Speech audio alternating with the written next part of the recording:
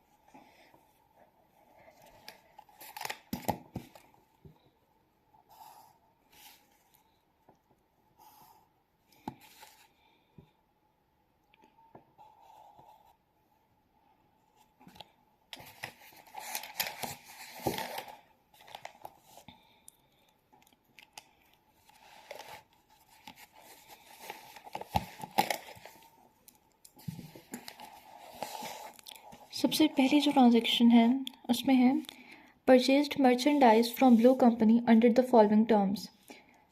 3600 price, invoice dated April 2, credit terms 2/15, NY60 and FOB shipping point।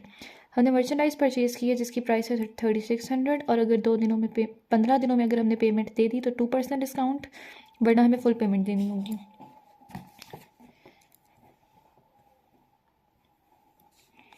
और ये date है 2। Merchandise inventory को हम डेबिट करेंगे।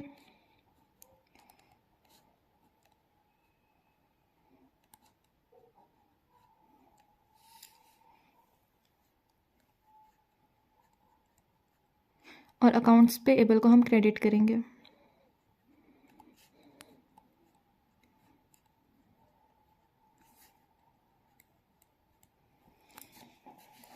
नेक्स्ट है पे 200 for shipping charges on the April 2 purchase. हमने शिपिंग चार्जेस पे किए हैं तो इसको हम लिखेंगे 3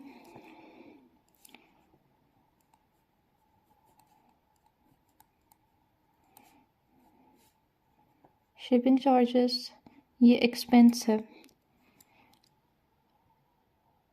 या इसको हम लिख देते हैं मर्चेंडाइज इन्वेंट्री के ही अकाउंट में क्योंकि ये मर्चेंडाइज के साथ ही गए हैं।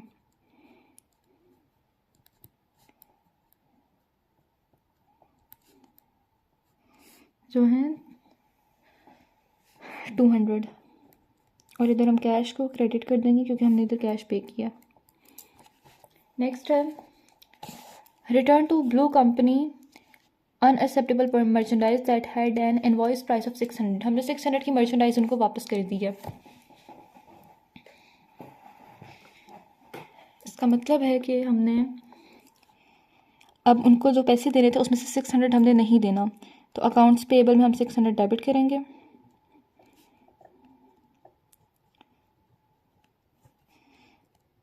और साथ ही हम मर्चेंडाइज इन्वेंट्री में भी 600 डेबिट कर देंगे क्योंकि हमने 600 की मर्चेंडाइज वापस दे दी है।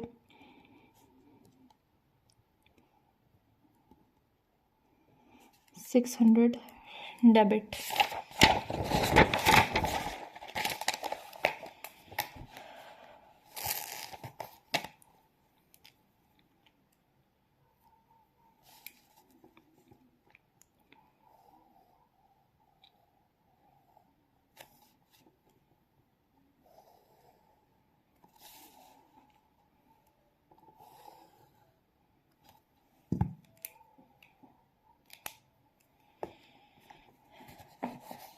नेक्स्ट है sent a cheque to blue company for the April 2 purchase, net of the discount and the return merchandise. हमने ब्लू कंपनी को पेमेंट कर दी है उस मर्चेंडाइज की जो हमने April 2 को परचेज़ की थी, और हमने इसमें से डिस्काउंट भी माइनस करना है और रिटर्न मर्चेंडाइज भी उसको भी डिडक्ट कर लेना है जो हमने वापस की थी।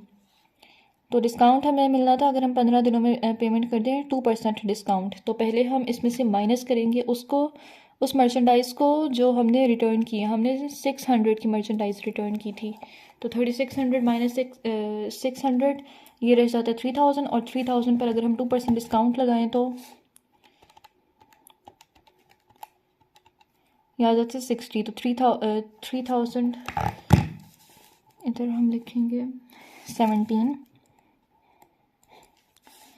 अकाउंट्स पेएबल में है हमारे पास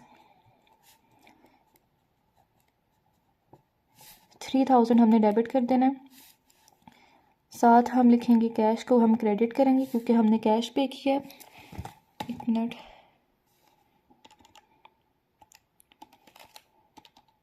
63 ये बनता है 2940। और साथ हम लिखेंगे परचेज डिस्काउंट था ये, तो इधर हम लिख देंगे परचेज डिस्काउंट, जो कि है 60। इन दोनों को ऐड करें तो ये 3000 बनेगा।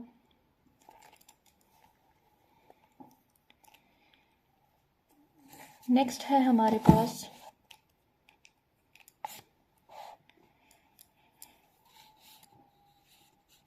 Purchase merchandise from Fox Corp under the following terms: 7500 price, invoice dated April 18, credit terms of 2/10 and by 30 and FOB destination। हमने मर्चेंडाइज परचेज़ की है एक और कंपनी से जिसकी प्राइस है 7500, और अगर हम 10 डेज़ में पेमेंट देंगे तो हमें 2% डिस्काउंट मिलेगा, वरना हमने सारे पैसे देने हैं। ऊपर से FOB शिपिंग और इधर है FOB डेस्टिनेशन। FOB शिपिंग का मतलब है कि हमने डिलीवरी चार्जेस खुद पे करने हैं, और FOB डेस्टिनेशन का मतलब है कि जो मर्चेंडाइज है वो हमें घर पर डिलीवर हो जाएगी, लेकिन हमने उसके चार्जेस पे नहीं करने होंगे, वो इसी 7500 में ही होंगे या फिर नहीं होंगे।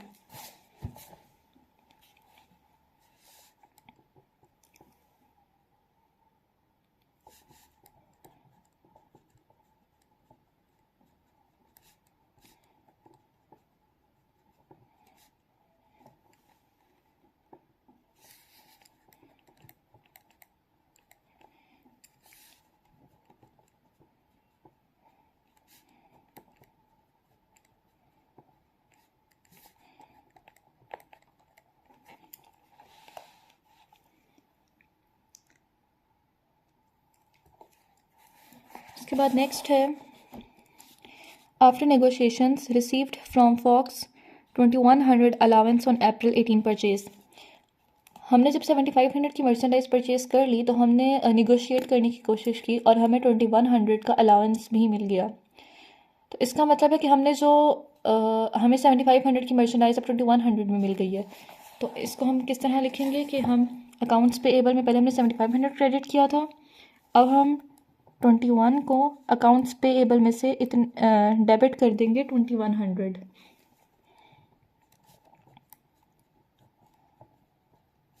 यानी अब हमने 2100 नहीं देने। और साथ इधर हम लिखेंगे परचेज अलाउंस,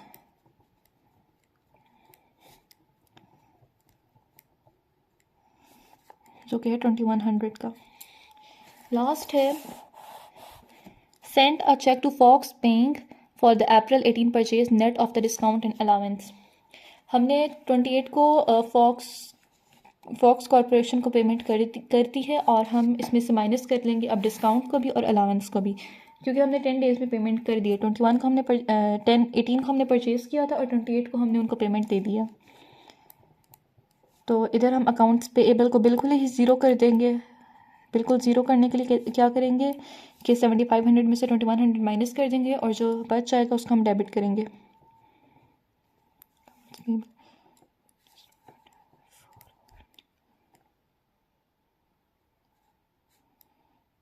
ये होता है 5400। और कैश और साथ ही हम लिखेंगे परचेज डिस्काउंट। ये जो परचेज डिस्काउंट है ये किस पर लगेगा? 5400 पर। 5400 मल्टीप्लाई 2%, यह आता है 108। तो 108 का हमें डिस्काउंट मिला, और 5400 माइनस 108 इज इक्वल 5292।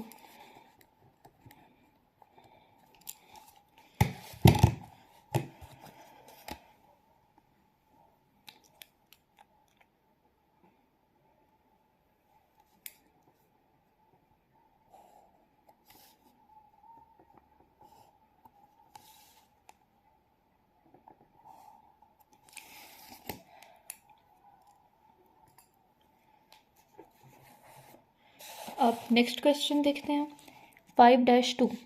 इसमें है analysing and recording merchandise transactions both buyer and seller. इसमें हमने बायर के पॉइंट ऑफ व्यू से भी ट्रांजेक्शंस रिकॉर्ड करनी है और सेलर से भी। Taos company purchased merchandise for resale from Tucson company with an invoice price of 22,000 and credit terms of 3/10 and by 60. The merchandise had cost Tucson 15,000. Taos paid within the discount period. Assume that both buyer and seller use a perpetual inventory system. अब इसमें दो companies है, एक है Tauss company और एक है Tucson company. एक बायर है एक सेलर है और हमने बायर की भी ट्रांजैक्शंस रिकॉर्ड करनी है। हमने पार्ट 1 में prepare entries that the buyer should record for the purchase and the cash payment. Part 1 में हमने बायर के पॉइंट ऑफ व्यू से ट्रांजैक्शंस रिकॉर्ड करनी है और पार्ट 2 में हमने सेलर के पॉइंट ऑफ व्यू से। और दोनों ही परपेचुअल इन्वेंट्री सिस्टम यूज़ करते हैं जिसमें जो हम मर्चेंडाइज इन्वेंट्री का काउंट होता है उसके साथ साथ अपडेट करते रहते हैं।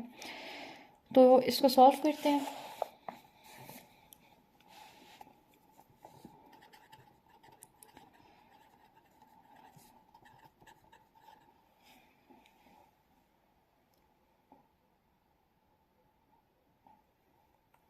इधर हम पहले लिखते हैं पार्ट 1।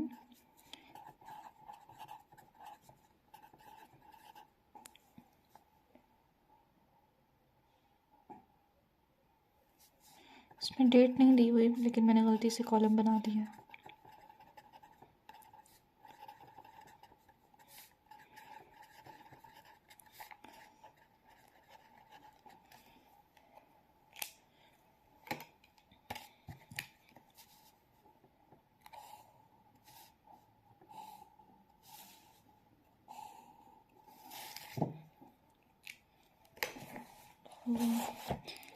सबसे पहले बायर कौन है? टाउस कंपनी परचेज्ड, मतलब जो बायर है वो है Tauss Company. Tauss Company purchased for resale Tucson for resale from Tucson Company with an invoice price of 22,000 and credit terms of 3/10 and N/60। तो हम लिखेंगे मर्चेंडाइज इन्वेंट्री। इधर मर्चेंडाइज इन्वेंट्री का लफ्ज़ नहीं यूज़ हुआ लेकिन इधर इन्होंने लिखा फॉर रीसेल। रीसेल हम जिस सामान को रीसेल करने के लिए ख़रीदते हैं उसका हम मर्चेंडाइज इन्वेंट्री ही कहते हैं। तो इधर हम लिख देंगे मर्चेंडाइज इन्वेंट्री जो कि है 22,000 और साथ अभी हमने पे नहीं किया तो हम लिखेंगे अकाउंट्स पेएबल, उसको हम क्रेडिट करेंगे, वो भी है 22,000। इसको आगे बढ़ते हैं। मर्चेंडाइज हैड कॉस्ट टक्सन 15,000, ये हम पार्ट 2 में इसको हम लिखेंगे। Tauss paid within the discount period, जो टाउस है उसने डिस्काउंट पीरियड में ही पे कर दिया। अब डिस्काउंट पीरियड क्या था कि अगर हमने 10 डेज में पे किया तो हमें 3% डिस्काउंट मिलेगा, यानी हमने 3% डिस्काउंट के साथ पेमेंट करनी है। तो इधर हम अकाउंट्स पेएबल को डेबिट कर देंगे।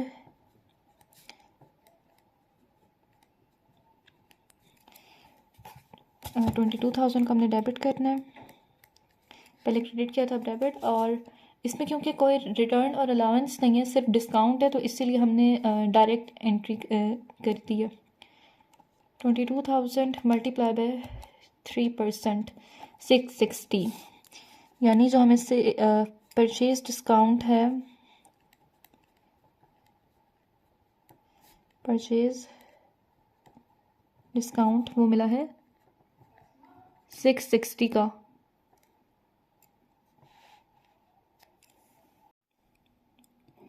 अब हम करेंगे 22,000 माइनस 660, यह आता है 21,340,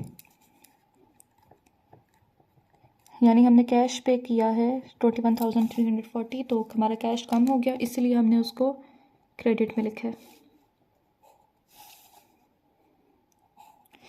तो बायर के पॉइंट ऑफ व्यू से ट्रांजैक्शंस हमने कर ली हैं। अब हम सेलर के पॉइंट ऑफ व्यू से देखते हैं। इसमें आ जाता है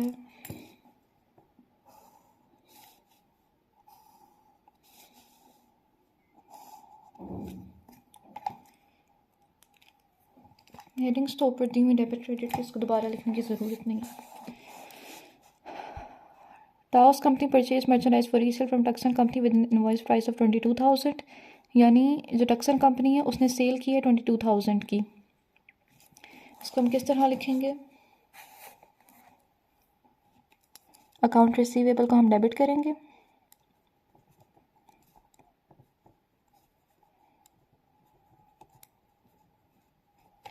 $22, साथ ही हम सेल्स को क्रेडिट कर देंगे 22,000। आगे गिवन है the merchandise had cost Tucson 15,000। अब जो मर्चेंडाइज की ओरिजिनल प्राइस थी वो थी 15,000 की, यानी हमारा जो स्टोर था उसमें से 15,000 की मर्चेंडाइज कम हो गई, तो उसको हम क्रेडिट कर देंगे।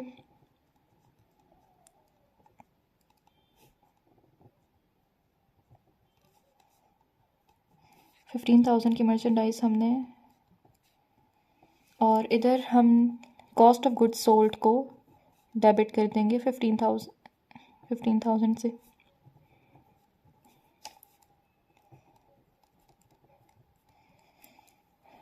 नेक्स्ट है हमारे पास Toss paid within the discount period. अब हमें डिस्काउंट पीरियड में ही पैसे मिल गए, तो इसका मतलब है कि हमने जो कैश मिल गया हमें, और हमें कैश कितना मिला है 22,000 मिलना था, लेकिन हमें इधर ऊपर हमने कैश पे किया 21,340, तो हमें $21,340 कैश मिला, और जो बाकी था वो हमने डिस्काउंट दे दिया था।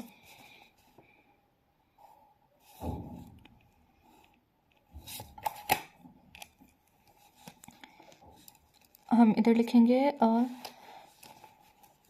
सेल्स डिस्काउंट, जो कि था 660, और हमने क्रेडिट में कर देना है अकाउंट्स रिसीवेबल, क्योंकि अकाउंट्स रिसीवेबल का बैलेंस अब ज़ीरो हो जाएगा, इसलिए हम उसको क्रेडिट कर देंगे।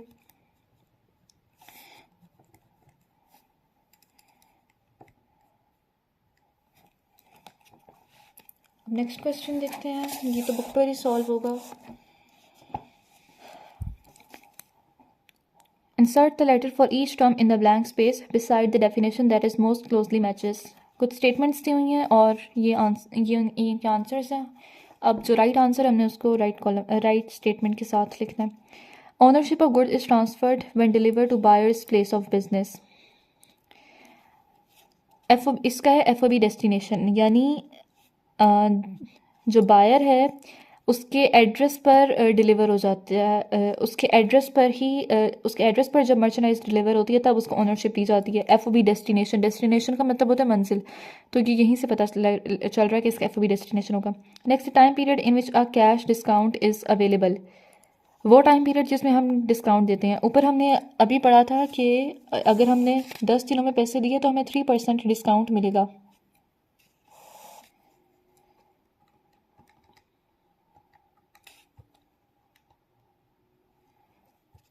तो जो 10 दिन है वो है डिस्काउंट पीरियड, उसके बाद डिस्काउंट नहीं मिलेगा। तो इसका मतलब है कि time period in which a cash discount is available, इसका आंसर होगा C, discount period. Difference between net sales and cost of goods sold. Net sales में से अगर हम cost of goods sold minus कर दें तो हमारे पास आ जाता है ग्रॉस प्रॉफिट। ये हमने पहले भी सॉल्व किया था। उसके बाद रिडक्शन इन अ रिसीवेबल और payable if it is paid within the discount period. इसका है सेल्स डिस्काउंट, मतलब अगर हमने डिस्काउंट पीरियड में ही पे कर दिया तो हमें डिस्काउंट मिलता है, तो उसको सेल्स डिस्काउंट कहते हैं। फिर है purchasers description of a cash discount receive from us buyers of good. जब परचेजर डिस्काउंट देता है, जब परचेजर को डिस्काउंट मिलता है तो उसको क्या कहते हैं, परचेज डिस्काउंट। फिर वो उसको परचेज डिस्काउंट में रिकॉर्ड करता है, और जो सेलर होता है वो उसको सेल्स डिस्काउंट में रिकॉर्ड करता है। Ownership of goods transfer when the seller delivers goods to the carrier. अब सेलर ने कैरियर को जैसे ही गुड्स दी जो डिलीवर करेगा फाइनल पॉइंट तक, तो वो ओनरशिप तभी दे देते हैं जब उसने कैरियर को गुड्स दे दी। तो इसको हम इसको हम कहते हैं एफओबी शिपिंग पॉइंट, यानी शिपिंग पॉइंट पर ओनरशिप दे दी गई है उस बायर को। नेक्स्ट है रिडक्शन बिलो लिस्ट और catalogue price that is negotiated in setting the price of goods. इसका है सेल्स डिस्काउंट, वो प्राइस जो हमने फिक्स की हुई हो लेकिन क्लाइंट उसको नेगोशिएट करवा ले, यानी कम करवा ले, तो उसको हम सेल्स डिस्काउंट कहते हैं। नेक्स्ट है seller's description of a cash discount granted to buyers in return for early payment. वो डिस्काउंट जो बायर को उस सूरत में मिलता है जब उसने पेमेंट जल्दी दे दी हो, यानी डिस्काउंट पीरियड के दौरान दे दी, उसको हम कैश डिस्काउंट कहते हैं। उसके बाद है time period that can pass before a customers payment is due. वो टाइम पीरियड जो कस्टमर के पेमेंट देने से पहले तक का होता है, वो होता है credit period. Goods a company owns and expect to sell to its customers, वो तमाम चीज़ें जो एक कंपनी ओन करती है और उसका इरादा है कि वो इनको अपने कस्टमर्स को बेचेगी, वो सारी मर्चेंडाइज इन्वेंट्री होती है। तो इसका आंसर जी है। नेक्स्ट क्वेश्चन देखते हैं। Exercise 5-4. Spare Parts was organized on May 1, 2005 and made its first purchase of merchandise on May 3. एक कंपनी है, उसने मर्चेंडाइज परचेज की है May 3 को। The purchase was for 1000 units at a price of $10 per unit. 1000 units purchase की हैं और एक यूनिट की प्राइस थी $10. On May 5, Spare Parts sold 600 of the units for $14 per unit to D solo corporation. May 5 को जो spare parts company थी उसने 600 यूनिट सेल कर दिए हैं, और कितने के सेल किए हैं? $14 के, यानी एक यूनिट पर $4 का प्रॉफिट। और टर्म्स ऑफ सेल क्या थी कि अगर 10 डेज़ में पेमेंट कर दी तो 2% डिस्काउंट, वरना 2 मंथ्स में पेमेंट करनी है। Prepare entries for spare parts to record the May 5 sale and each of the following separate transactions A through C using a perpetual inventory system. हमने अब स्पेयर पार्ट्स, इसमें spare parts क्या है? Spare parts ने पहले purchase की है किसी और से मर्चेंडाइज इन्वेंट्री, यानी रिटेलर से परचेज़ की होगी, उसके बाद उसने सेल कर दिया। तो हमने स्पेयर पार्ट्स जो ट्रांजैक्शंस अपने अकाउंट अपने जर्नल में रिकॉर्ड करेगा, हमने वो रिकॉर्ड करनी है, और परपेचुअल इन्वेंट्री सिस्टम है। तो इसको सॉल्व करते हैं।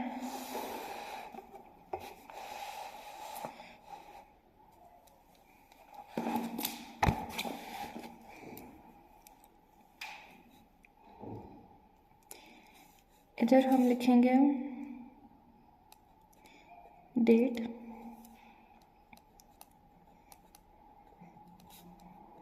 डिटेल ऑफ ट्रांजैक्शन,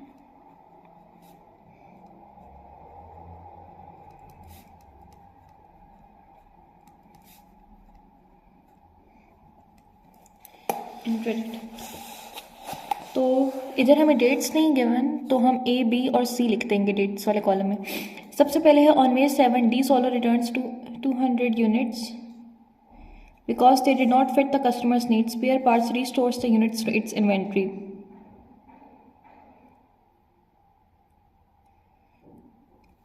इसमें हमने पहले prepare entries for Spare Parts to record the May 5 cell.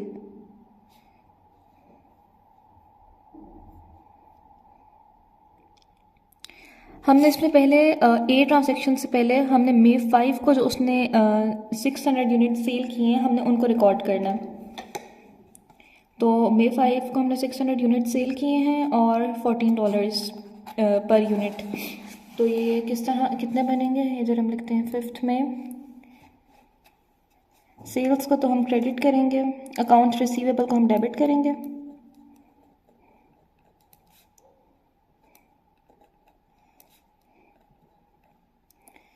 और हमने सेल्स को क्रेडिट करना है। 600 मल्टीप्लाई बाय 14,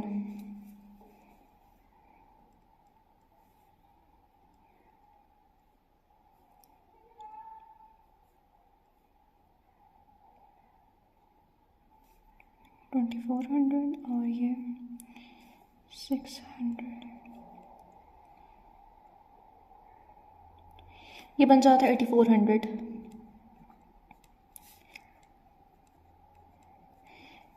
और इसकी साथ हम एक और ट्रांजैक्शन भी करेंगे, और वो किस तरह करेंगे कि जो यूनिट्स थे वो हमने कॉस्ट ऑफ गुड्स सोल्ड, यानी एक यूनिट हमारे पास $10 का हमने परचेज़ किया था, तो हमारे पास जो मर्चेंडाइज इन्वेंट्री थी उसमें से 600 यूनिट्स कम हो जाएंगे, तो 600 यूनिट्स को हम क्रेडिट करेंगे।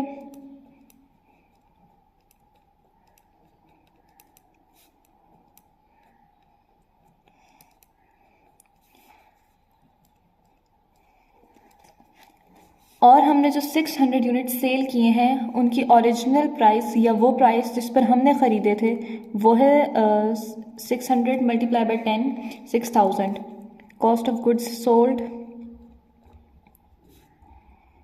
ये है 6000।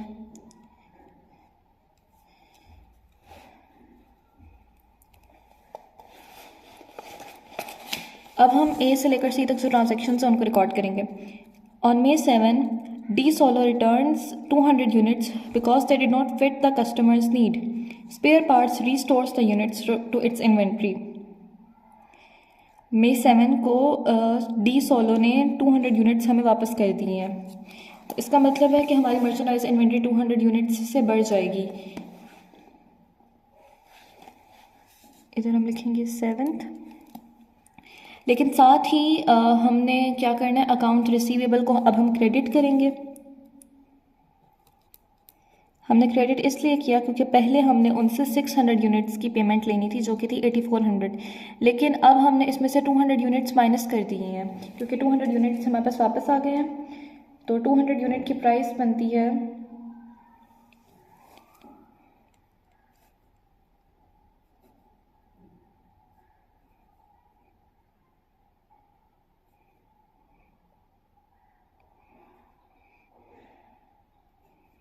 2800।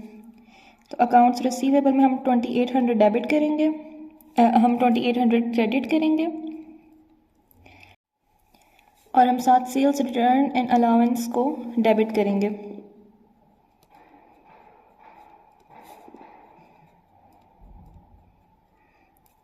जो कि है 2800। अब इसकी दूसरी ट्रांजैक्शन हम कौन सी करेंगे, उस पर हमारे पास मर्चेंडाइज वापस आ गए हैं। कितने यूनिट्स, 200 यूनिट्स। इधर 6000 आएगा। मर्चेंडाइज इन्वेंट्री 200 यूनिट्स हमारे पास वापस आए हैं, लेकिन वो जो 200 यूनिट्स हैं हमारे पास $10 पर यूनिट ओरिजिनल प्राइस थी, तो हम उस 200 को 10 से मल्टीप्लाई करेंगे तो 2000 की मर्चेंडाइज हमारे पास वापस आ गई है। पहली ट्रांजैक्शन जो हम इस तरह के क्वेश्चंस में करते हैं वो हम इस बेस पर करते हैं कि हमने कस्टमर को प्रोडक्ट कितने की सेल की है, और सेकंड जो ट्रांजैक्शन हम रिकॉर्ड करते हैं, सेकंड जो एंट्री हम पास करते हैं वो हम इस बेस पर करते हैं कि हमें वो चीज़ कितने की मिली थी या हमारा जो स्टोर था उसमें से मर्चेंडाइज इन्वेंट्री कितनी कम हुई है। इसमें मर्चेंडाइज इन्वेंट्री में हमने 2000 की डेबिट कर दी और फिर कॉस्ट ऑफ गुड्स सोल्ड उसको हम क्रेडिट कर देंगे। कॉस्ट ऑफ गुड्स सोल्ड एक एक्सपेंस होता है और एक्सपेंस अकाउंट जब बढ़ता है तो हम उसको डेबिट करते हैं और जब वो कम होता है तो हम उसको क्रेडिट करते हैं। नेक्स्ट देखते हैं। On May 8, D Solo discovered that 50 units are damaged but of some use and therefore keeps the units. Spare parts sends D Solo a credit memorandum for 300 to compensate for the damage. May 8 को D Solo ने देखा कि जो 50 units हैं वो थोड़े से damage हैं, लेकिन थोड़े इस्तेमाल हो सकते हैं, तो वो उन यूनिट्स को अपने पास रख लेते हैं, यानी वापस नहीं करते जैसे कि उसने ऊपर वापस किए थे।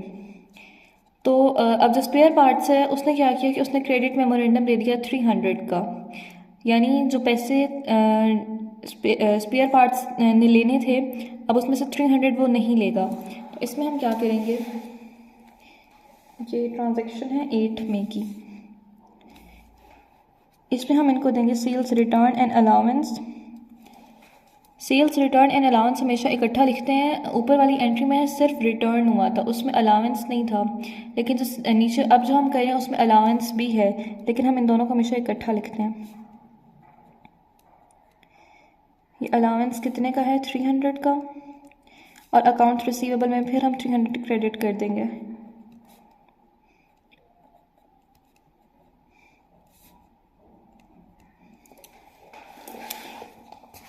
नेक्स्ट है on May 15, D Solo returns 100 defective units and spare parts concludes that these units cannot be resold. As a result, spare part discards them. It removes these units cost from cost of goods sold and records a loss from defective merchandise. मई 15 को क्या हुआ कि D solo ने देखा कि जो 100 units हैं वो डिफेक्टिव है, वो इस्तेमाल नहीं हो सकते, और स्पेयर पार्ट्स भी देखता है कि इन यूनिट्स को दोबारा सेल नहीं किया जा सकता। As a result spare parts discard से, यानी स्पेयर पार्ट्स अपनी इन्वेंट्री से भी उनको हटा देता है। It removes these units cost from cost of goods sold and records a loss from defective merchandise. तो इसको आपको किस तरह रिकॉर्ड करना है? अब ये 100 यूनिट्स हैं और हमारे पास एक यूनिट की प्राइस थी $10। इधर हम $14 नहीं कंसीडर करेंगे क्योंकि हमने $14 पर आगे सेल किए थे, लेकिन $10 पर हमने वो चीज़ परचेज़ की थी। अब डी सोलो ने जब वो 100 यूनिट्स वापस किए तो हम पहले उसको रिकॉर्ड करते हैं कि इधर हम लिखेंगे सेल्स रिटर्न एंड अलाउंस,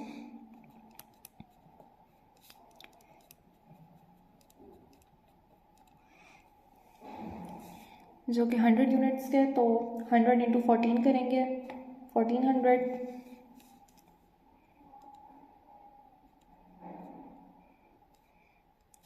और अकाउंट्स रिसीवेबल में भी अब हम 1400 क्रेडिट कर देंगे।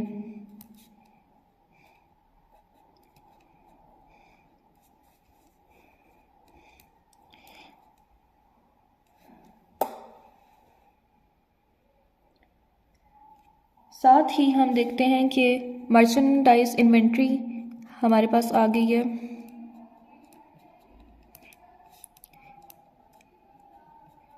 $100 यूनिट्स हमारे पास वापस आ गए हैं, तो $10 से मल्टीप्लाई करें तो ये 1000 होता है। और कॉस्ट ऑफ गुड्स सोल्ड, यानी अब हमने ये सेल नहीं की है तो ये as it is 1000।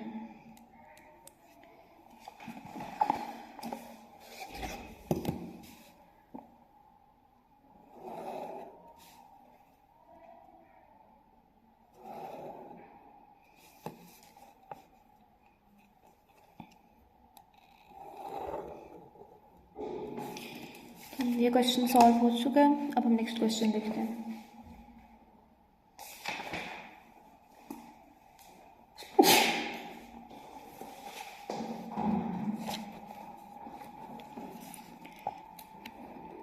Exercise 5-5. Refer to exercise 5-4. Prepare the appropriate journal entries for D Solo to record the May 5 purchase and each of the three separate transactions A through C. D Solo is a retailer that uses a perpetual inventory system and purchases these units for resale. अब हमने क्या करना है, इसी question का data use करना है, लेकिन पहले हमने स्पेयर पार्ट्स की ट्रांजैक्शंस रिकॉर्ड की थी। अब हम डी सोलो के लिए इन ट्रांजैक्शंस को रिकॉर्ड करेंगे। और डी सोलो भी एक डी सोलो भी एक रिटेलर है। वो मर्चेंडाइज वो जो परचेज़ यहाँ से कर रहा है तो वो उसको मर्चेंडाइज के तौर पर रिकॉर्ड करता है। तो अब हम इसको दोबारा से पढ़ते हैं।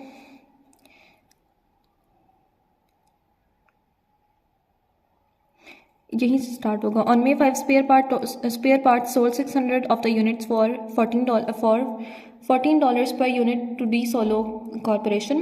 Terms of sale were 2/10 and by 60.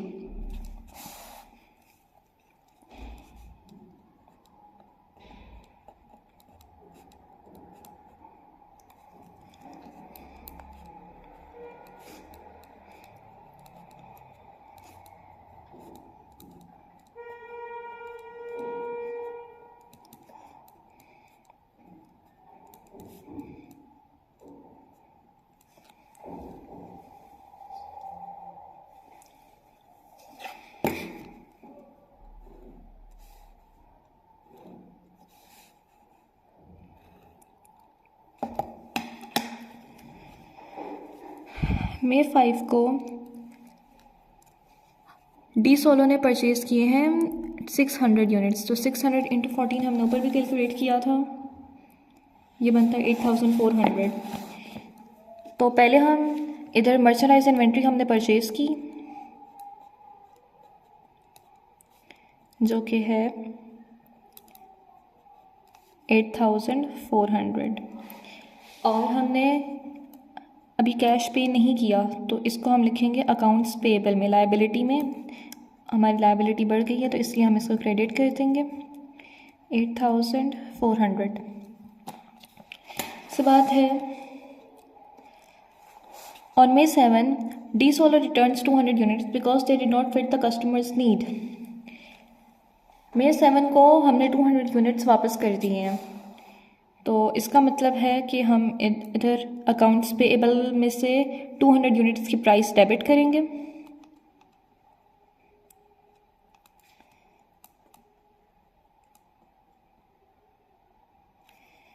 To 200 units की प्राइस जब हम डेबिट करते हैं तो 200 यूनिट्स की प्राइस थी 2800 हमने डेबिट किया और मर्चेंडाइज इन्वेंट्री हमने जब यूनिट्स वापस किए तो इसका मतलब है कि अब हमारे पास कोई यूनिट्स नहीं है, तो मर्चेंडाइज इन्वेंट्री को हम क्रेडिट कर देंगे।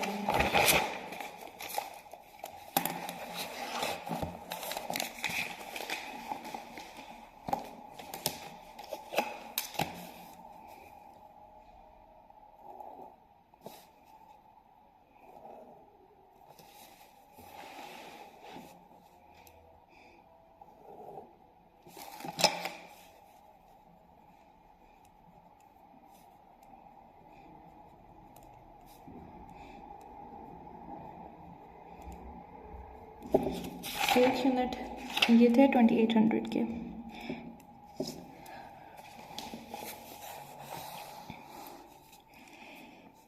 नेक्स्ट है on May 8 D Solar discovered that 50 units are damaged but of some use and therefore keeps the units. Spare parts sends D Solar a credit memorandum for 300।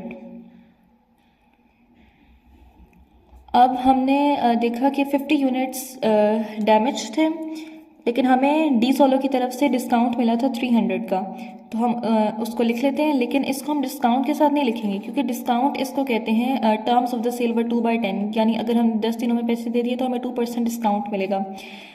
अगर units damage है और उसके बदले में हमें डिस्काउंट मिल रहा है तो उसको हम कहते हैं सेल्स रिटर्न एंड अलाउंस, यानी हमें अलाउंस मिला है। लेकिन यहाँ पर हम लिखेंगे परचेज रिटर्न एंड अलाउंस, उसको हम इधर क्रेडिट करेंगे।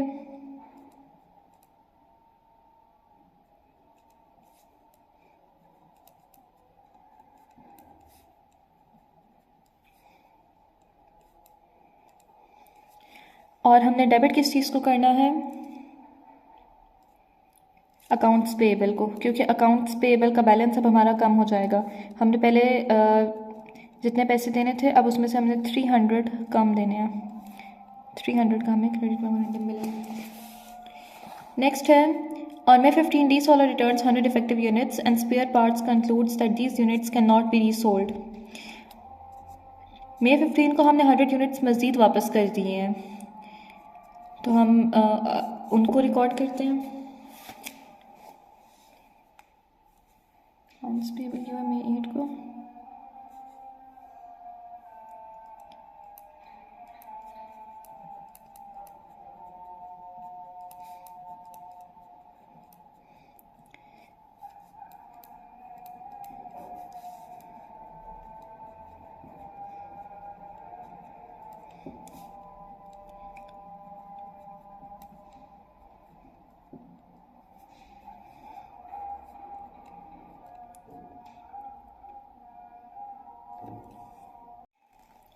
ये वाला क्वेश्चन और इससे पहले जो हमने क्वेश्चन किया है, इनमें मेन डिफरेंस ये है कि जो पिछला क्वेश्चन था उसमें हमने सेलर के पॉइंट ऑफ व्यू से हमने सारी एंट्रीज रिकॉर्ड की थी, और जब हम सेलर के पॉइंट ऑफ व्यू से एंट्रीज रिकॉर्ड करते हैं तो हम हर ट्रांजेक्शन की 2 एंट्रीज पास करते हैं। एक एंट्री में हम देखते हैं कि हमने अपने कस्टमर को जब वो चीज़ सेल किया तो हमने अपना प्रॉफिट कितना रखा, या हमारा जो अकाउंट रिसीवेबल और कैश अकाउंट था उसका बैलेंस हम साथ साथ अपडेट करते हैं। और दूसरी हम एंट्री जो पास करते हैं वो हम देखते हैं कि हमारा जो रिटेल स्टोर है या हमारा जो वेयर हाउस है उसमें मर्चेंडाइज इन्वेंट्री अब कितनी रह गई है, और उस अकाउंट को भी हम साथ साथ अपडेट करते हैं। उसके साथ हम कॉस्ट ऑफ गुड सोल्ड देखते हैं कि हमने जो मर्चेंडाइज सेल किया है उसकी असल कॉस्ट क्या है। सेल्स में तो हम वो कॉस्ट लिखते हैं जिस पर हमने आगे कस्टमर को सेल किया है, लेकिन कॉस्ट ऑफ गुड्स सोल्ड में हम वो लिखते हैं जिससे हमने वो चीज़ परचेज़ की थी। लेकिन जब हम परचेज़र के पॉइंट ऑफ व्यू से ट्रांजैक्शंस रिकॉर्ड करते हैं तो हम सिर्फ एक ही एंट्री पास करते हैं, और यही परचेज़र जब आगे सेल करेगा इस प्रोडक्ट को तो वो इसी तरह 5-3 की तरह ही एंट्रीज पास करेगा।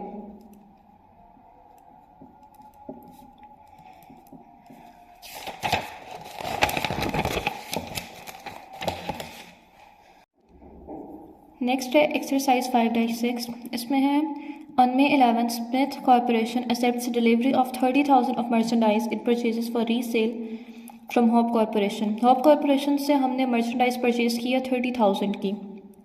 With the merchandise is an invoice dated May 11 with terms of 3/10 N/60 FOB shipping point. The cost of goods for Hope is 20,000. Hope ने जो मर्चेंडाइज हमें सेल की है, यानी स्मिथ कॉरपोरेशन को जो मर्चेंडाइज 30,000 की सेल की है, होप के लिए वो मर्चेंडाइज थी 20,000 की, यानी 10,000 के प्रॉफिट पर सेल की है। When the goods are delivered, Smith pays $335 to express shipping for delivery charges on the merchandise. इधर ऊपर लिखा हुआ था FOB शिपिंग। FOB शिपिंग का मतलब है कि जो शिपिंग चार्जेस है ना वो परचेजर ने देने हैं, यानी डिलीवरी चार्जेस परचेजर ने देने हैं, और यही चीज़ यहाँ पर मेंशन है कि when the goods are delivered Smith pays $335 to express shipping for delivery charges on the merchandise. On May 12 Smith returns 1200 of goods to Hope. May 12 को स्मिथ ने बायर ने 1200 यूनिट्स वापस कर दी हैं। Who receives them 1 day later and restores them to inventory. और Hope जो कि सेलर था उसको एक दिन बाद वो मिल गए हैं और उसने अपनी इन्वेंट्री में उनको रीस्टोर कर दिया। The return goods had cost Hope 800, और होप को जो मर्चेंडाइज होप के पास वापस आई है उसके लिए वो 800 की थी, लेकिन उसने 1200 की सेल की थी स्मिथ को। On May 20 Smith mails a cheque to Hope corporation for the amount owed. Hope receives it in the following day. May 20 को Smith mails a check to Hope Corporation for the amount owed. May 20 को जो Smith है वो इस amount odd का मतलब है कि जो पैसे अकाउंट्स पे एबल थे, यानी वो पे कर देता है, उसको एक चेक मेल करता है जिसमें वो अपनी सारी पेमेंट क्लियर कर देता है। Both Smith and hope use a perpetual inventory system. दोनों परपेचुअल इन्वेंट्री सिस्टम क्या करता है और हमसे क्या रिक्वायर्ड है? Prepare journal entries that Smith को रिकॉर्ड्स फॉर दीज ट्रांजेक्शंस। अब स्मिथ को है इसमें परचेजर, हमने पहले परचेजर के पॉइंट ऑफ व्यू से एंट्रीज रिकॉर्ड करनी है।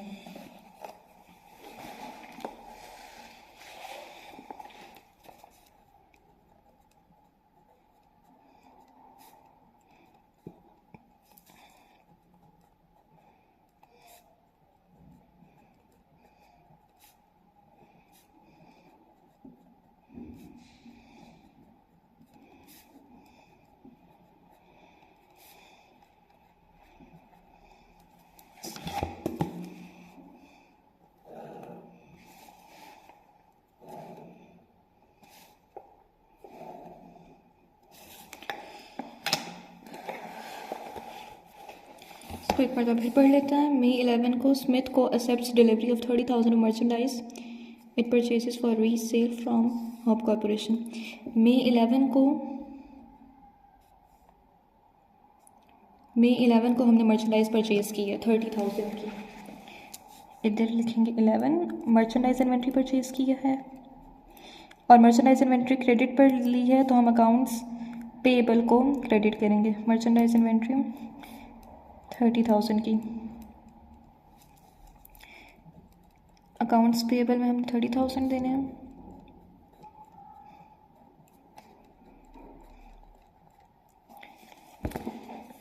आगे है cost of goods for hope is 20,000। ये हमने सेलर के पॉइंट ऑफ व्यू में ही हम इस पार्ट 2 में रिकॉर्ड करेंगे। When the goods are delivered, Smith pays $335 to express shipping for delivery charges on the merchandise. जब गुड्स डिलीवर हो गई हैं तो स्मिथ ने $335 दिए हैं, तो इसको भी हम रिकॉर्ड करते हैं। और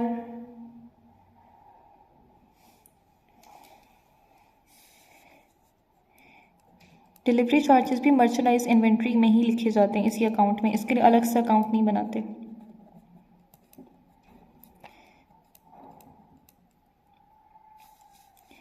और हमने कैश पे किया है $335। इसकी डेट साथ मेंशन नहीं है इसीलिए नहीं लिखी।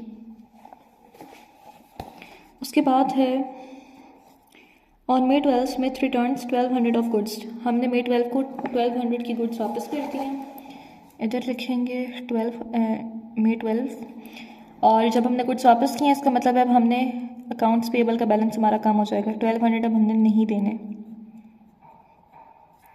1200। साथ ही मर्चेंडाइज इन्वेंट्री भी हमने वापस कर दी, तो मर्चेंडाइज इन्वेंट्री हमारी कम हो गई, इसलिए हमने इसको क्रेडिट कर देना है।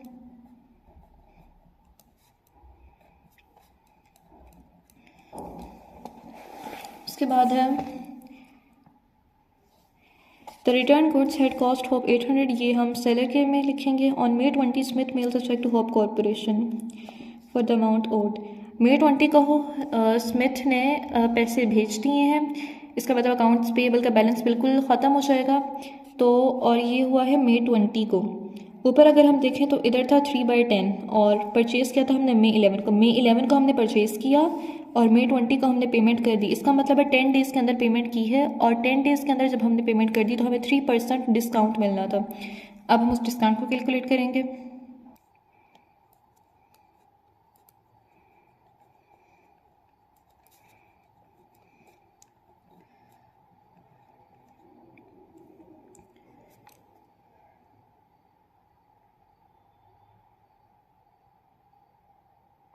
May 20 को स्मिथ ने सारी पेमेंट कर दी है और सारी पेमेंट हम देखते हैं कि अकाउंट्स पेबल में पहले 30,000 था और 1200 का जब सामान वापस किया तो 30,000 माइनस 1200 यह आ जाता है 28,800 का टर्म्स के अकॉर्डिंग। तो इसको 3% डिस्काउंट 864। अकाउंट्स पेबल में तो हम इधर लिखेंगे 28,800, लेकिन इधर नीचे हम लिखेंगे परचेज डिस्काउंट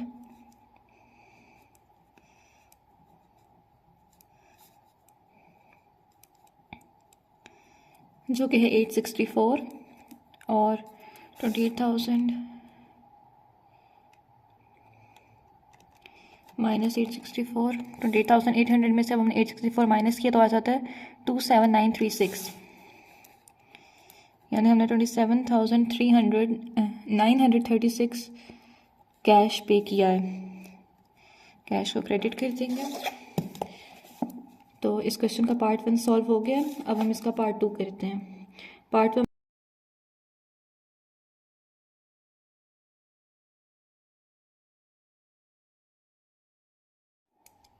नेक्स्ट है इसका पार्ट 2।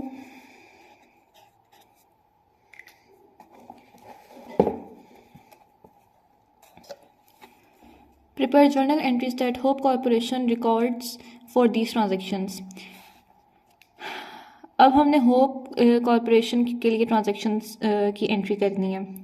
होप इस क्वेश्चन में सेलर है। तो अब हमने पहले भी जो क्वेश्चन सॉल्व किया है क्विक एक्सरसाइज 5 में, उसमें हमने देखा था कि जो सेलर होता है वो डबल एंट्री करता है। तो इसको अब हम साथ साथ देखते हैं।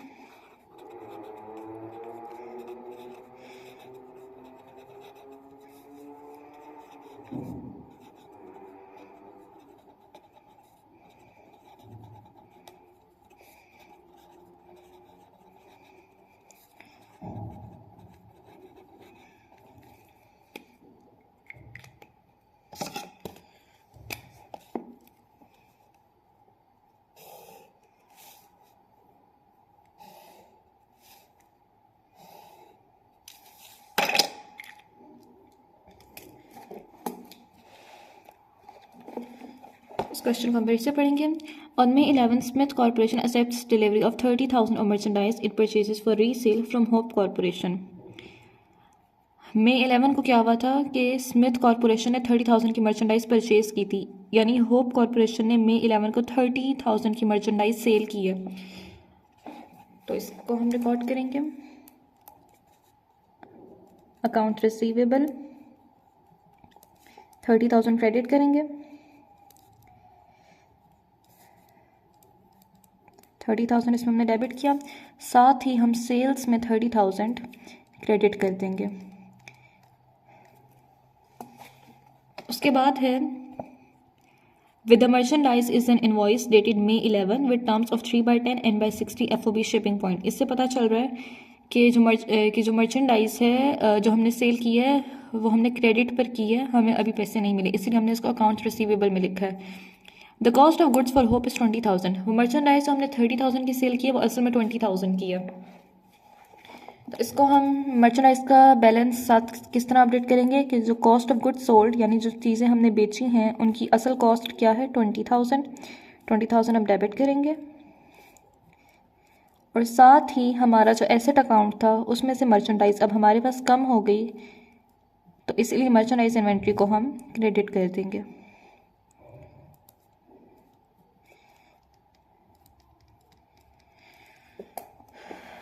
नेक्स्ट है When the goods are delivered, Smith pays $335 to Express Shipping for delivery charges on the merchandise।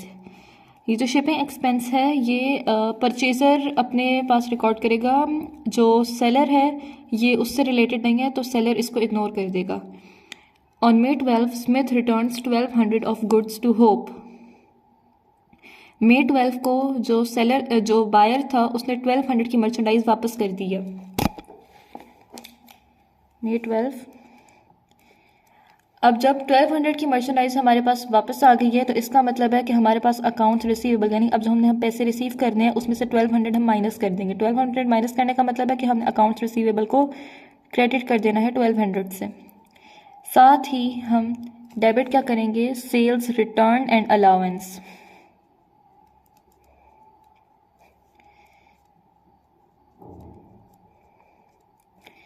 $1200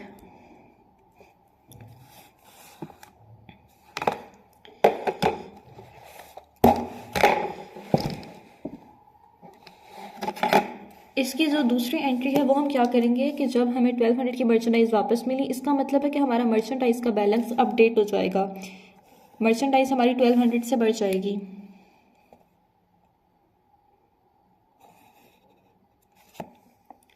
तो मर्चेंडाइज इन्वेंट्री को हम डेबिट करेंगे 1200 से,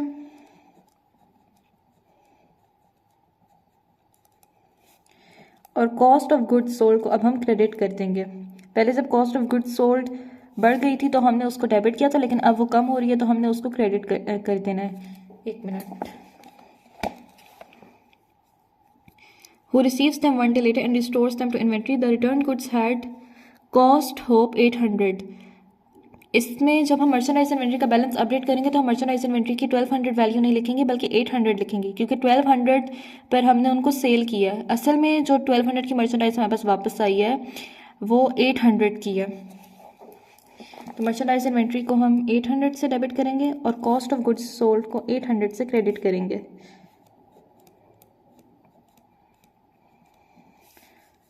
$800 से हमने इसको क्रेडिट कर दिया। नेक्स्ट अब देखते हैं।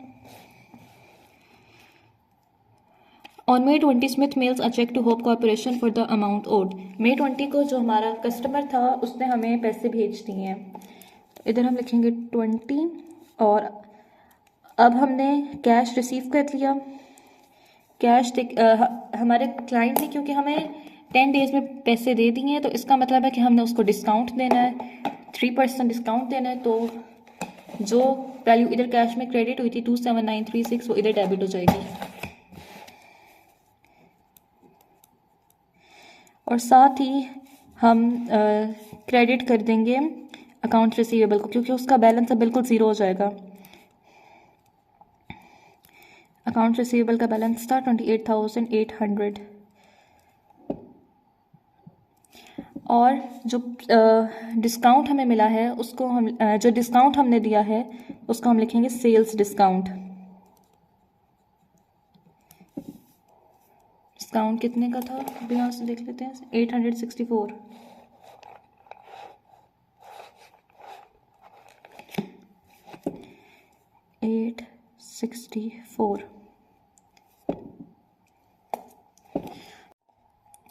Next question and exercise 5-8. The following supplementary records summarize Titus Company's merchandising activities for year 2005. Titus company की हमें एक्टिविटीज़ दी हुई हैं ईयर 2005 के लिए। हमने क्या करना है, Set up T accounts for merchandise inventory and cost of goods sold, then record the summarized activities in those T accounts and compute account balances. हमने दो T accounts बनाने हैं, एक merchandise inventory का, एक cost of goods sold का. लेकिन उससे पहले हमने कैलकुलेट करना है कि हम उन T accounts में लिखेंगे क्या. तो मर्चेंडाइज इन्वेंट्री में पहले हम देख लेते हैं कि हम क्या करेंगे. पहले हमारे पास cost of merchandise sold to customers in sales transaction. इसको अभी हम थोड़ी देर के लिए रहने देंगे, हम नीचे से सॉल्व करना शुरू करते हैं. मर्चेंडाइज इन्वेंट्री दिसंबर 31, 2004. ये हो गई हमारे पास बिगनिंग इन्वेंट्री. हमारे पास 27,000 की इन्वेंट्री थी. फिर इन्वॉइस्ड कॉस्ट ऑफ मर्चेंडाइज परचेजेस, हमने मर्चेंडाइज परचेज की. इन दोनों को ऐड कर देंगे. बिगनिंग बैलेंस, ये बिगनिंग बैलेंस है, उसके बाद हमने परचेजेस की, इन दोनों को ऐड करेंगे. नेक्स्ट है श्रिंकेज डिटरमिनेड ऑन दिसंबर 31, 2005. हमने दिसंबर 31, 2005 में को देखा कि हमारे पास इन्वेंट्री कम थी. तो वो कितनी कम थी? 700 की कम थी. किसी लॉस की वजह से ये हमारे पास अब नहीं थी. इसका मतलब है इसको हमने माइनस कर देना है इसमें से. फिर नेक्स्ट है कॉस्ट ऑफ ट्रांसपोर्टेशन इन. जो कॉस्ट ऑफ ट्रांसपोर्टेशन इन है इसको भी हम ऐड करते हैं. फिर है cost of merchandise return by customers and restore to inventory. हमारे कस्टमर्स ने हमें जो मर्चेंडाइज वापस की और हमने उसको अपनी इन्वेंट्री में ऐड कर दिया, तो इसको भी हम ऐड करेंगे. नेक्स्ट है परचेज डिस्काउंट रिसीव्ड. हमें कितने डिस्काउंट रिसीव हुए उसको हम माइनस करेंगे. फिर नेक्स्ट है परचेज रिटर्न्स एंड अलाउंसेस. हमें कितना रिटर्न और अलाउंस मिला मर्चेंडाइज परचेज करने पर, इन दोनों को भी हमने माइनस करना है. तो अब इसको सॉल्व करते हैं और आखिर में इन दोनों को माइनस करके जो हमारे पास आंसर आएगा उसमें से हमने cost of merchandise sold to customers in sales transactions, हमने इसको माइनस कर देना है. क्योंकि हमने ये मर्चेंडाइज सेल कर दी तो इसका मतलब है कि अब हमारे पास 2005 के एंड में ये मर्चेंडाइज नहीं होगी. इसको हम यहाँ पर सॉल्व करते हैं.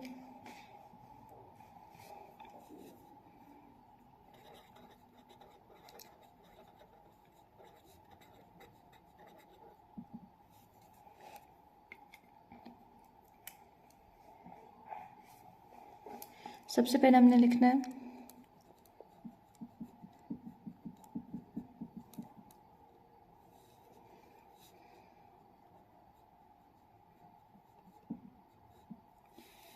मर्चेंडाइज इन्वेंट्री दिसंबर 31, 2004 थी 27,000. उसके बाद हमने invoice cost of merchandise purchases, इसको हम सिंपल लिख देते हैं मर्चेंडाइज परचेजेस, कि हमने कितनी मर्चेंडाइज परचेज की? 1,90,500.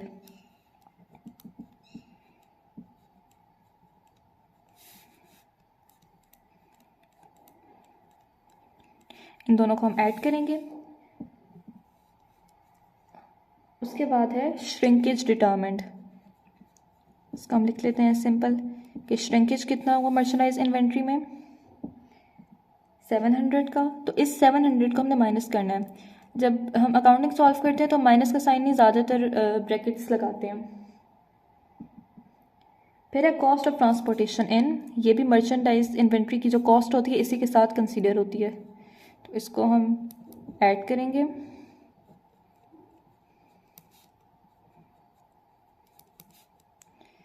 ये कितनी है? 1900.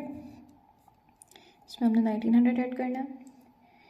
नेक्स्ट है cost of merchandise return by customers and restore to inventory. वो इन्वेंट्री जो हमें कस्टमर्स ने वापस कर दी थी उसको भी हम इसमें ऐड कर देंगे.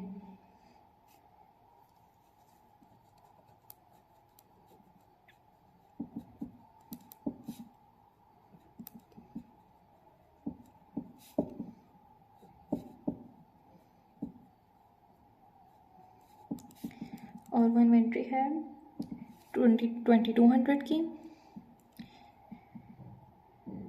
नेक्स्ट है हमारे पास परचेज डिस्काउंट्स रिसीव्ड, कि जब हमने परचेज की तो हमें कितना डिस्काउंट मिला. तो डिस्काउंट को हम हमेशा माइनस करते हैं. तो डिस्काउंट है हमारे पास 1600. 1600 हम इसमें से माइनस करेंगे. और फिर है परचेज रिटर्न्स एंड अलाउंसेस, कि हमें रिटर्न और अलाउंस कितना मिला.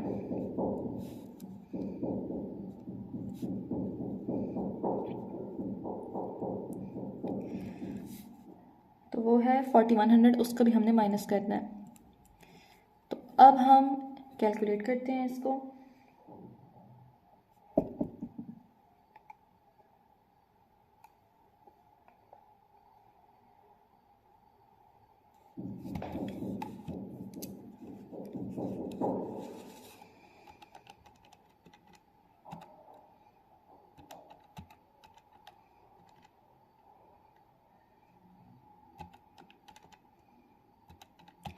प्लस 1900 प्लस 2200 माइनस 1600 माइनस 4100, ये बन जाता है 2,15,200। ये जो हमारे पास आंसर आया है ये है कॉस्ट ऑफ गुड्स सोल्ड।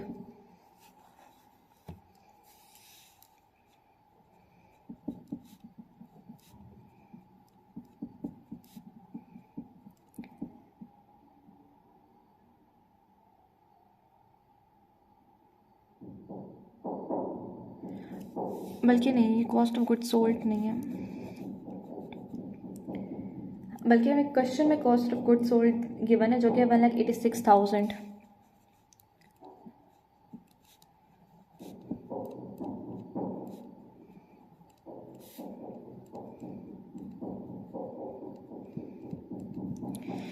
तो अब हमने 2,15,200 में से इसको माइनस करना है, आंसर आ जाता है 29,200। और ये 29,200 हमें क्या बता रहा है कि हमारे पास अब सिर्फ ये मर्चेंडाइज इन्वेंट्री रिमेनिंग है।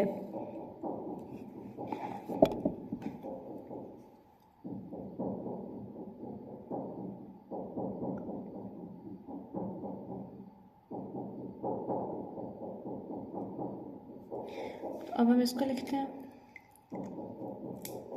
इसका टी अकाउंट बनाएंगे।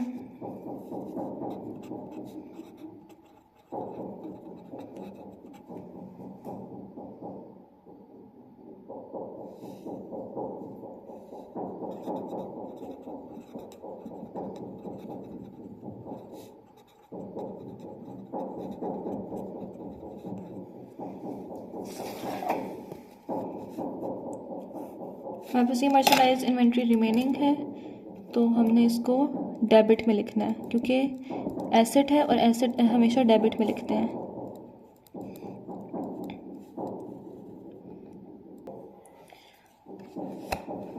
अब हम नेक्स्ट क्वेश्चन देखेंगे। Fill in the blanks in the following separate income statements A through E. Identify any negative amount by putting it in parenthesis. हमें A से लेकर E तक कुछ इनकम स्टेटमेंट्स दी हुई हैं और हमने इसमें जो क्वेश्चन मार्क्स लगे हुए हैं हमने वो वैल्यूज़ फाइंड करनी है। तो इसको सॉल्व करते हैं।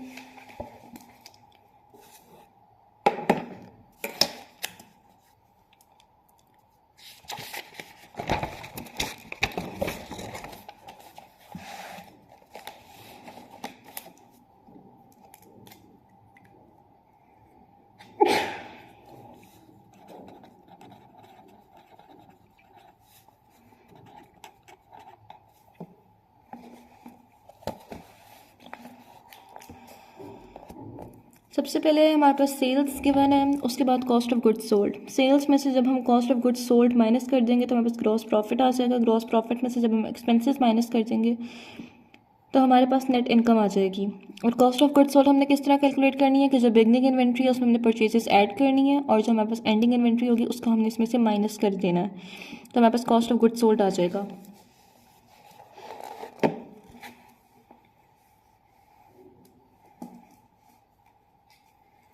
सबसे पहले है केस ए, सेल्स है 60,000, cost of goods sold calculate करनी है।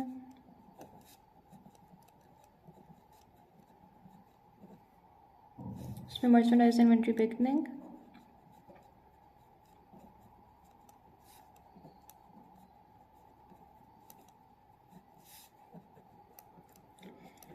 उसमें हम ऐड करेंगे परचेजेस, इसमें से माइनस कर देंगे एंडिंग इन्वेंट्री।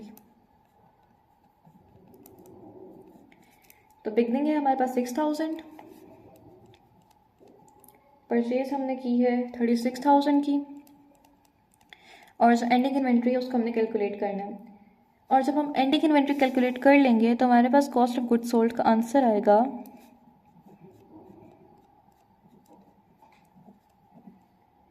34,050। ये हमारे पास इधर क्वेश्चन में गिवन है। फिर हमने इसमें से ग्रॉस प्रॉफिट माइनस करना है, वो हमें नहीं दिया हुआ। और नहीं, जब हम सेल्स में से cost of goods sold minus कर देंगे तो हमारे पास ग्रॉस प्रॉफिट आ जाएगा। फिर एक्सपेंसेस दिए हुए हैं और फिर हमने ग्रॉस प्रॉफिट में से एक्सपेंसेस माइनस कर दें तो हमारे पास नेट इनकम आएगी।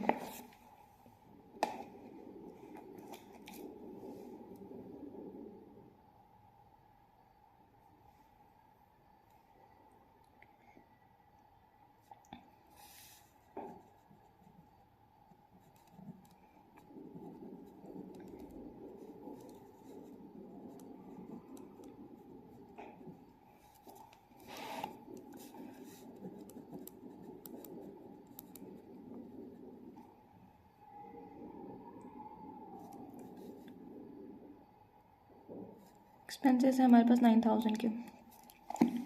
अब हम इसको देखते हैं। सेल्स को हम थोड़ी देर के लिए इग्नोर करेंगे, अभी हम सिर्फ कॉस्ट ऑफ गुड्स सोल्ड को कंसीडर करेंगे। कॉस्ट ऑफ गुड्स सोल्ड में क्या है, मर्चेंडाइज इन्वेंट्री बिगनिंग और परचेजेस, इन दोनों को ऐड करते हैं। 36,000 प्लस 6,000 यह आता है 42,000। 42,000 में से जब हमने एंडिंग इन्वेंट्री माइनस की तो हमारे पास आता है 34,050। तो हम क्या करते हैं, 42,000 में से 34,050 को माइनस कर देते हैं तो आ जाता है 7,950। इसका मतलब है कि एंडिंग इन्वेंट्री है 7,950। इसको अभी हम कंफर्म भी कर लेते हैं कि इन दोनों को टोटल जब किया था तो आया था 42,000। 42,000 में से जब हमने 7,950 माइनस किया तो आंसर आता है 34050, जो कि हमें क्वेश्चन में ही cost of goods sold given थी। अब हमने ग्रॉस प्रॉफिट कैलकुलेट करना है। ग्रॉस प्रॉफिट किस तरह कैलकुलेट करते हैं कि sales minus cost of goods sold.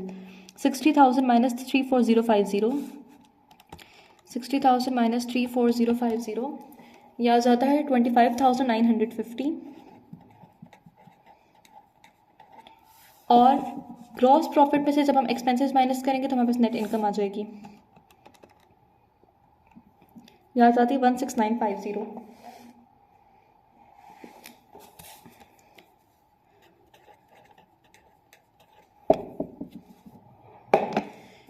तो केस ए सॉल्व हो चुका है, कॉस्ट ऑफ गुड्स सोल्ड हो गया, final net income. Case B देखते हैं अब।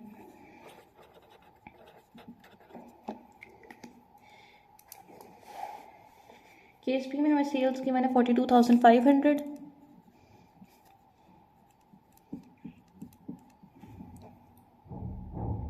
कॉस्ट ऑफ गुड्स सोल्ड लिखेंगे इसके बाद हम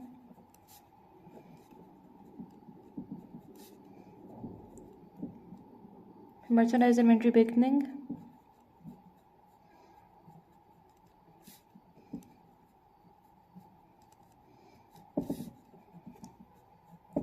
$17050। इसमें हमने परचेजेस फाइंड करनी है। एंडिंग इन्वेंट्री हमें दी हुई है 2700,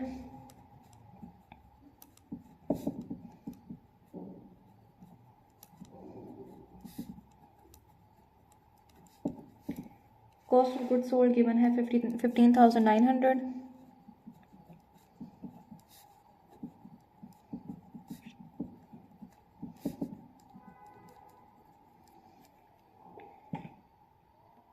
इसमें से हमने ग्रॉस प्रॉफिट माइनस करना है। नहीं, सेल्स में से cost of goods sold minus करेंगे तो हमारे पास ग्रॉस प्रॉफिट आ जाएगा और वो हमने फाइंड करना है।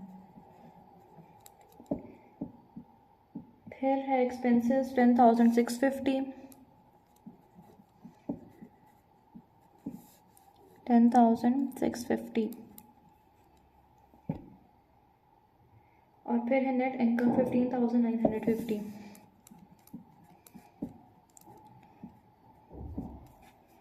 15,950।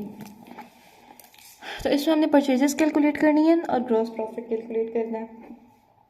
सबसे पहले हमने पहले भी पढ़ा ऊपर क्वेश्चन में कि अगर हम बिगनिंग इन्वेंट्री में परचेजेस ऐड करेंगे और उसमें से एंडिंग इन्वेंट्री माइनस करेंगे तो हमारे पास कॉस्ट ऑफ गुड्स सोल्ड आ जाएगी। इसका मतलब है कि अगर हम कॉस्ट ऑफ गुड्स सोल्ड में से मर्चेंडाइज इन्वेंट्री जो बिगनिंग है उसको माइनस कर दें, 15,900 में से माइनस कर दें अगर हम 17050 और उसमें हम 2700 ऐड कर दें तो हमारे पास परचेजेस आ जाएंगी जो कि है 1550। इसको हम कंफर्म भी कर लेते हैं कि 17050 प्लस 1550 माइनस 2700 आंसर आता है 15,900। ये सिंपली ऐसे समझ लें कि इसको ए कह लें, इसको बी और इसको सी, और ये हमारा है डी। अब A plus B minus C is equal D. अब अगर हमने बी फाइंड करना है हम क्या करेंगे कि इस डी को हम इधर लिखेंगे और फिर हम दूसरी तरफ लिखेंगे ए प्लस बी माइनस सी। अब हमने इसमें से बी फाइंड करना है, बी को इधर ही रहने देते हैं और इधर डी माइनस है और ये माइनस का साइन इधर जाके प्लस सी, तो B is equal D minus A plus C. अब बी क्या है हमारे पास परचेजेस, इधर परचेजेस आ जाएंगी। डी क्या है cost of goods sold, cost of goods sold में से हमने ए को माइनस करना है जो कि है बिगनिंग इन्वेंट्री और उसमें हमने सी को ऐड करना है जो कि है एंडिंग इन्वेंट्री। तो ये इस तरह सॉल्व होगा। इधर हमने क्या करना है ग्रॉस प्रॉफिट फाइंड करना है। इसको हम इस तरह कर लेते हैं कि सेल्स जो 42,500 है उसमें से हमने माइनस कर दी cost of goods sold 42,500 minus 15,900, ये आ जाता है 26,600। अब कैसे पता चलेगा कि हमारा ग्रॉस प्रॉफिट सही है? हमें अगर हम ग्रॉस प्रॉफिट में से एक्सपेंसेस माइनस करें तो हमारे पास नेट इनकम का ये आंसर आना चाहिए जो कि क्वेश्चन में गिवन है। 26,600 में से माइनस करते हैं 10,650, आंसर आता है 15,950। तो यही आंसर हमें क्वेश्चन में गिवन था, इसका मतलब है कि ये भी हमने ठीक सॉल्व किया। नेक्स्ट है case C.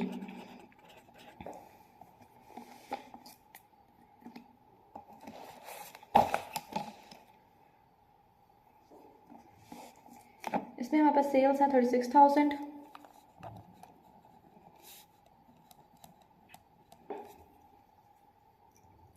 Cost of goods sold लिखेंगे,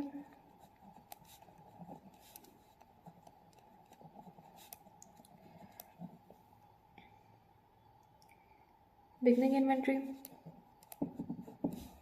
पेपर में जब सॉल्व करना है तो इनके पूरे नाम लिखने होते हैं जैसे मर्चेंडाइज इन्वेंट्री बिगनिंग। इधर काफ़ी सारे क्वेश्चंस हैं तो मैं अब शॉर्ट फॉर्म में लिख रही हूँ। ये है 7,500, फिर total cost of merchandise purchases, इसमें भी हमने परचेजेस फाइंड करनी है।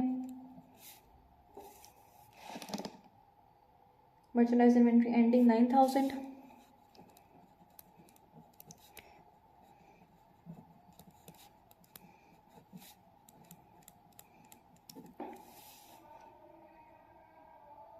फिर कॉस्ट ऑफ गुड्स सोल्ड भी हमने फाइंड करनी है।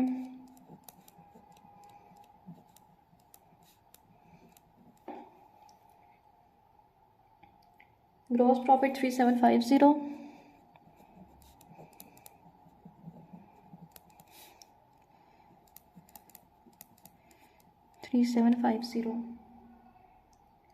एक्सपेंसेस 12,150,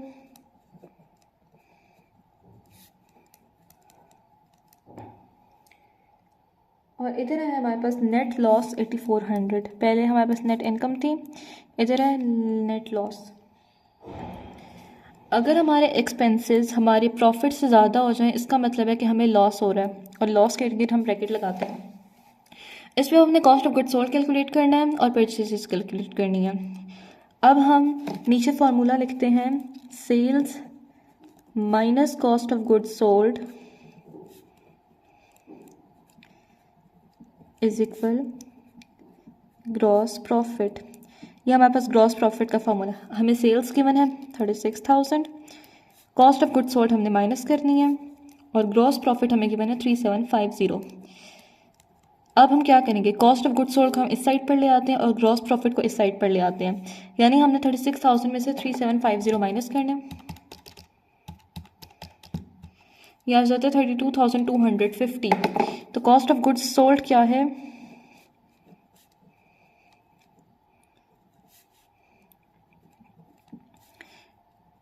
32250।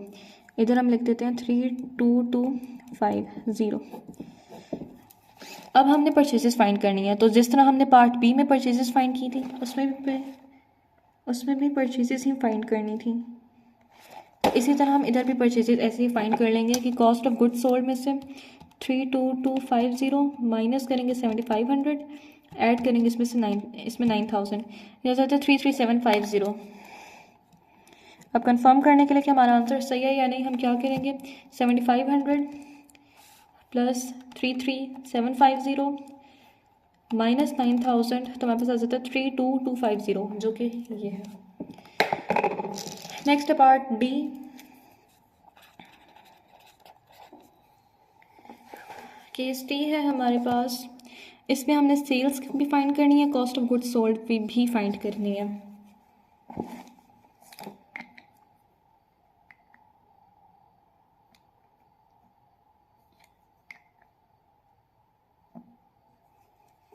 इसको सॉल्व करते हैं अब।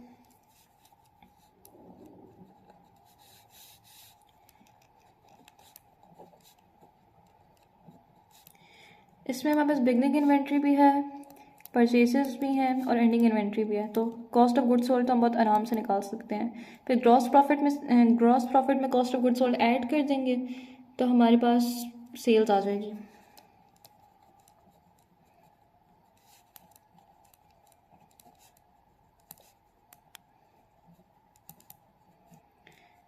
बिगनिंग इन्वेंट्री है 7000,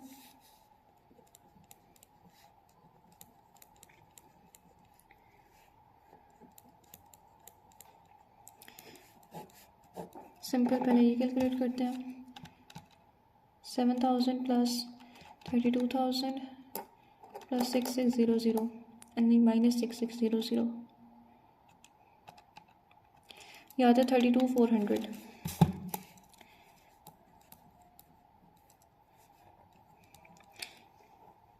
नेक्स्ट हमने क्या करना है, ग्रॉस प्रॉफिट हमें गिवन है 45,600,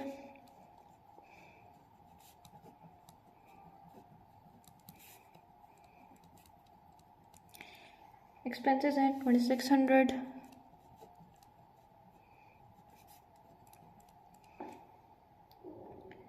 नेट लॉस है, नेट इनकम है 43,000।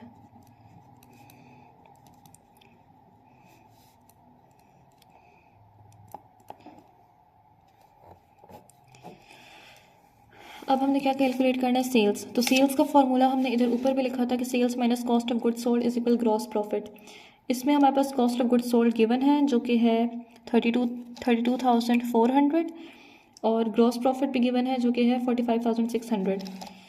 अब हम सेल्स फाइंड करने के लिए क्या करेंगे, जो minus cost of goods sold है इसको इधर जाके plus cost of goods sold कर देंगे। Gross profit plus cost of goods sold, gross profit है 45,600, कॉस्ट ऑफ गुड्स सोल्ड है 32,400, क्या जाता है 78,000।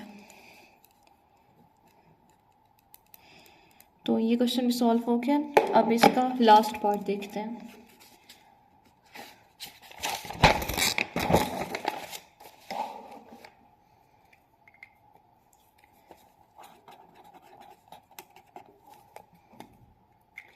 सेल्स है इसमें 23,600,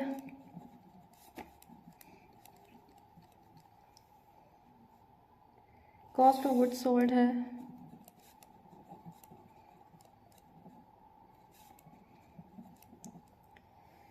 उसके लिए हमें एंडिंग इन्वेंट्री भी नहीं गिवन, ये बिल्कुल पार्ट ए की तरह है। इसमें भी हमें एंडिंग इन्वेंट्री नहीं गिवन, ग्रॉस प्रॉफिट भी नहीं गिवन और नेट इनकम भी नहीं गिवन। इसको भी हम देखते हैं। Beginning inventory, purchases, ending inventory, फिर नीचे आ जाता है ग्रॉस प्रॉफिट,